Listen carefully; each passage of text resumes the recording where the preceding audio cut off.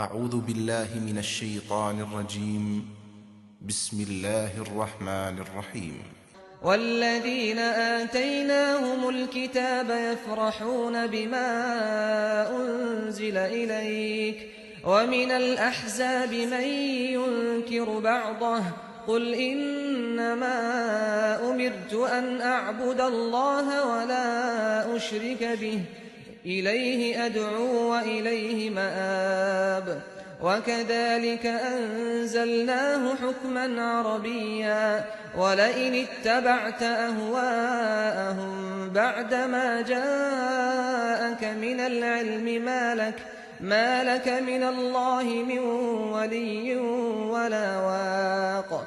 ہم نے جن کو کتاب عطا فرمائی ہے وہ اس چیز سے خوش ہیں جو تمہاری طرف نازل کی گئی ہے، اور تمہارے منکرین کے گروہوں میں ایسے بھی ہیں جو اس کی بعض چیزوں کو نہیں مانتے. تم ان کو صاف کہہ دو کہ مجھے حکم دیا گیا ہے کہ خدا ہی کی بندگی کروں اور کسی کو اس کا شریک نہ ٹھہراؤں. میں اسی کی طرف بلاتا ہوں اور اسی کی طرف میرا لوٹنا ہے. ہم نے یہ کتاب اسی لیے ایک فرمان کی حیثیت سے عربی میں اتاری ہے. اب اگر تم اس علم کے بعد جو تمہارے پاس آ چکا ہے ان کی خواہشوں کی پیروی کرو گے تو اللہ کے مقابل میں نہ تمہارا کوئی مددگار ہوگا نہ بچانے والا. They, to whom we have given the book, are happy at what has been revealed to you, and from among the factions of your disbelievers are those also who do not believe in some of it.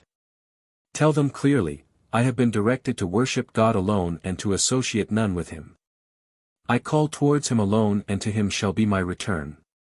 We have revealed this book for this purpose as a decree in Arabic. Now, if after this knowledge that has come to you, you follow their desires, then you will not have any helper or savior against God.